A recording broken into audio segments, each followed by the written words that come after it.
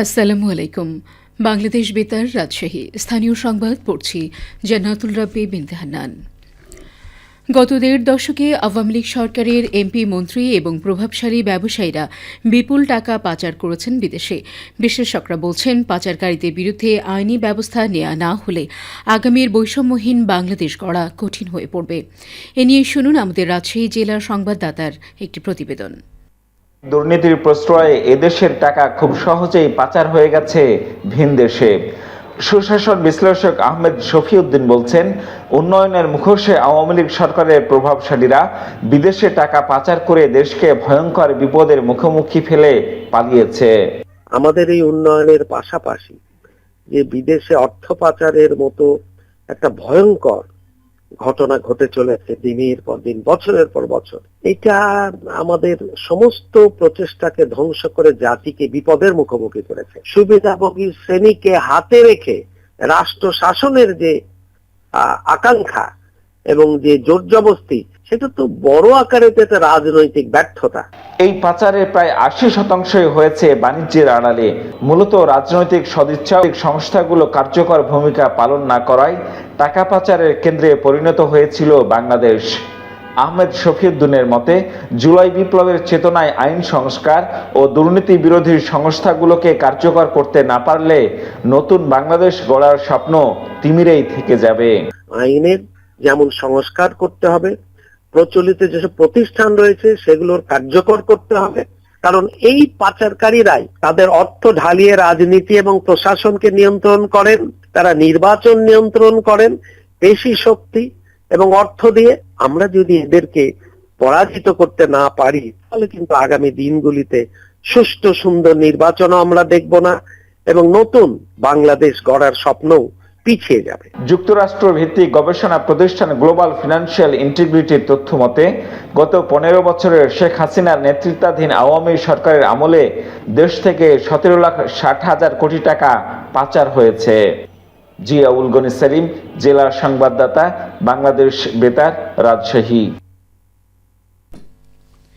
শুনছিলেন রাজশাহী জেলার সংবাদদাতার প্রতিবেদনটি।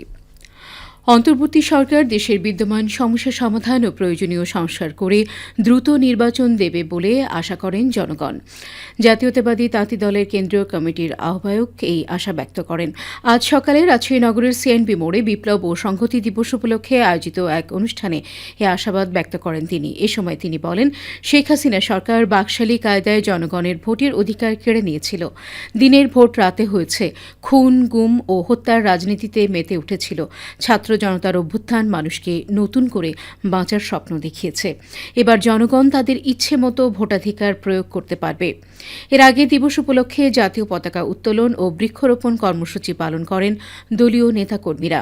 এ সময় আরও উপস্থিত ছিলেন রাজশাহী মহানগর শাখা তাঁতি লীগের সভাপতি মোশাররফ হোসেন ও সাধারণ সম্পাদক মিলন শেখ। নাটোর সদর উপজেলায় অনুষ্ঠিত চতুর্থ কাপ ক্যাম্পুরি আজ শেষ হয়েছে। পণ্ডিতগ্রাম উচ্চ বিদ্যালয় মাঠে অনুষ্ঠিত কাপ ক্যাম্পুরিতে প্রাথমিক বিদ্যালয়ের ৩১টি দল অংশগ্রহণ করে। একজন শিক্ষকের নেতৃত্বে প্রতিটি দলে ৬ জন করে শিক্ষার্থী অংশগ্রহণ করে। আজ সমাপনী দিনে অংশগ্রহণকারী ২৫০ শিক্ষার্থীর মাঝে সনদ বিতরণ করেন জেলা স্কাউট সম্পাদক এস.এম. গোলাম মহিউদ্দিন, উপজেলা স্কাউট সম্পাদক মাজেদ আলী মৃধা এবং স্কাউট রাজশাহী অঞ্চলের সভাপতি সঞ্জীব সরকার। উপজেলা নির্বাহী অফিসার আক্তার জাহান সাথী গত বুধবার ৫ দিনের এই কাপ ক্যাম্পুরি উদ্বোধন করেন। পরীক্ষামূলকভাবে মালচিং পদ্ধতিতে অসময়ে তরমুজ চাষ করে তাক লাগিয়ে দিয়েছে সিরাজগঞ্জের দুই বন্ধু কৃষক সেলিম ও ইউসুফ। কৃষি বিভাগের সহায়তায় স্বল্প সময়ের এই চাষে খরচের তুলনায় লাভ হচ্ছে ৫ থেকে ৬ গুণ, আর তাদেরই সাফল্য দেখে আগ্রহী হচ্ছে অন্য চাষিরাও। তারা বিকল্প চাষাবাদের ইচ্ছে থেকে অনেকটা ঝুঁকি নিয়েই ১ বিঘা জমিতে মালচিং পদ্ধতিতে শুরু করেন স্মার্ট বয় জাতের অফ সিজন তরমুজের চাষ। স্থানীয় কৃষি বিভাগের পরামর্শে ১ লক্ষ টাকা বিনিয়োগ করে ৭০ দিনের এই চাষাবাদে ৫ থেকে ৬ লক্ষ টাকার তরমুজ বিক্রির প্রত্যাশা করছেন সফল এই দুই কৃষক। ইতোমধ্যে দেশের বিভিন্ন প্রান্ত থেকে ব্যবসায়ীরা আসছেন তাদের কাছে। আর স্বল্প সময়ের এই বিকল্প চাষাবাদে দুই বন্ধুর এমন সাফল্যে উদ্বুদ্ধ হচ্ছেন আরও অনেক কৃষক। ধান চাষের পাশাপাশি লাভজনক অন্যান্য ফসল উৎপাদনে কৃষকদের উদ্বুদ্ধ করতে ও আধুনিক কৃষি প্রযুক্তির আওতায় সম্প্রসারণে কৃষকদের বিভিন্ন প্রশিক্ষণ ও সহায়তা দেওয়া হচ্ছে বলে জানান সিরাজগঞ্জ সদর উপজেলা কৃষি কর্মকর্তা আনোয়ার সাদাত। সবশেষে আবহাওয়া। আজ দুপুর 2টায় রাজশাহীতে তাপমাত্রা ছিল 27.8 ডিগ্রি সেলসিয়াস। এ সময় বাতাসে আপেক্ষিক আর্দ্রতার পরিমাণ ছিল 43%। রাজশাহী ও পার্শ্ববর্তী এলাকায় আজ সূর্যাস্ত সন্ধে 5:17 সংবাদ শেষ হল। আমাদের পরবর্তী সংবাদ বিকেল 4:05।